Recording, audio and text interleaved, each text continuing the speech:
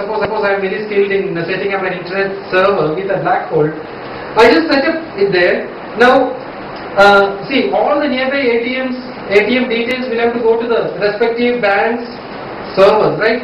Now, this will not directly go. For example, an ATM here, details will not directly go to the bank's server. It will first go to the nearest server. It can be a private server. Then it go to some other server. It can be a server in Singapore. It goes in another nearest server. It can be in some other country. And hopping from server to server, it will land up in the Bombay head office of that bank or the Delhi head office of that. In this course of path, 12 terminals are there. so many, not just 12, so many. Example. Yeah, so many servers will be hooked.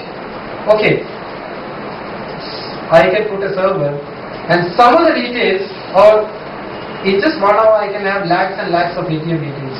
Now there are, in almost all the cities in India, there are people who are available to create ATM cards. Creating an ATM card is so easy. Now you just suppose you lose ATM card, you go to the bank, tell them you will get ATM card in just 5 minutes. 5 minutes. If bank officer can create ATM card in 5 minutes, there are the street vendors creating ATM card. They just need only the details. So I can provide lakhs and lakhs of details. So don't think that your ATM, you know the PIN code, you only know the PIN code is stored here, your ATM card is here. Don't think that that's the unique thing in the world. There are lots of people having the same ATM card. One fine morning you insert this thing, try to draw 5,000 rupees, no money. Yesterday evening you had 2 lakhs in that account, today morning nothing. It happened, I know, at least 50-75 people who have lost money in that way. Now, next.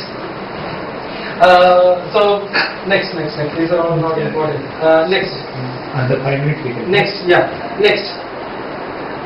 So, it's the art and science of finding the hidden. What is a logic bomb? Logic bomb is a virus, wherein it happened on a particular day.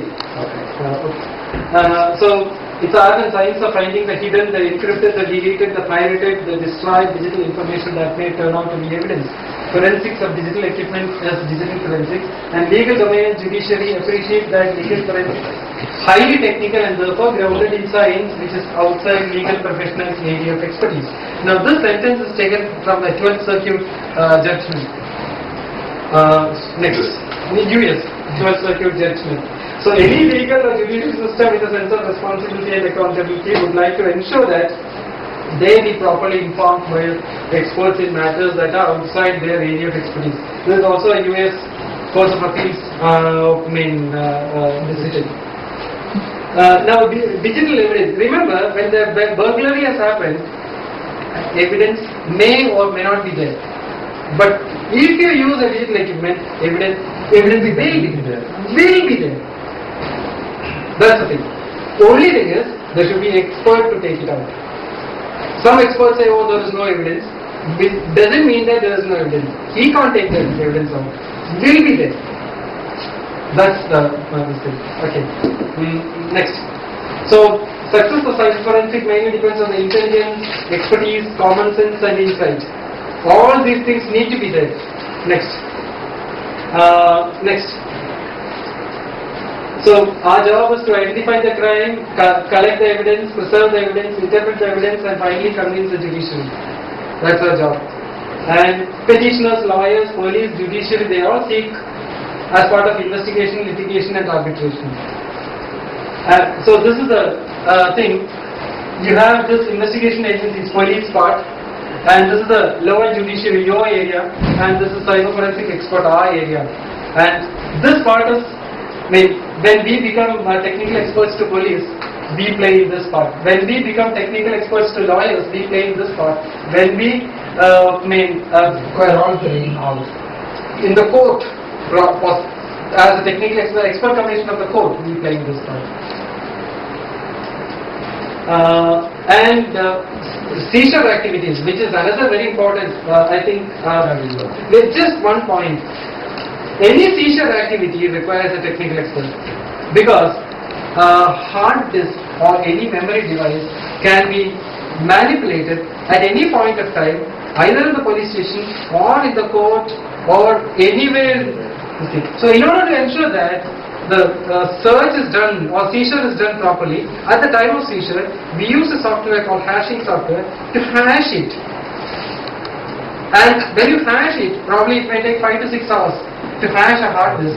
Once hard disk is hashed, we get a number, very lengthy number on the screen. We note down this number in the FIR and then take the signature, police signature, if it is done by police, if it is done by advocate commissioner, his signature, my signature, witness also, from their part, from the yeah, all those things are there. And then a copy of that will be sent to the technical expert who is going to analyze the software. Now, sorry, this hard disk. Suppose this hard disk goes to the police and then to the court, and the court appoints an expert commissioner, another expert commissioner. It will go to the expert commissioner along with this paper, and he loads the hard disk in his computer and he runs the same software. He has to get, remember, he doesn't have to run the same software. Say for example, suppose I am running hashing software A and he is running hashing software B, both will get the same number because the technology is same, and this technology name is MD5. The hashing technique which is most prevailing, which is the most popular technique, is MD5. M, capital D, 5. That's the technique, I named the technique. So he should get the same number. If he is not getting the same number, has been manipulated. And he should report it to the court. And a mirror image is created how? That is basically using by another software. There are software packages available. They just connect. So you have to dehash it, do it, and hash it again. No. Hashing and mirror image are different. That's different. The mirror image is just a photostat copy. Suppose you have a magazine and you take photostat copy of the magazine, flip it, same thing. That's all. This is different. So this is very, very, very important. I think we should stop here. Yeah. It's already 8:30. Hope it was not boring. Any questions? Any questions?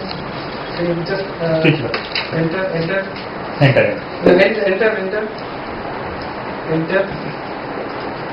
Yes. Any questions? Can digital evidence be destroyed by the accused himself? Anybody. That's the biggest problem of digital evidence. It's highly volatile. We call it volatile because it can be destroyed. But person to destroy, we have to answer for destruction also. Because we prove destruction also.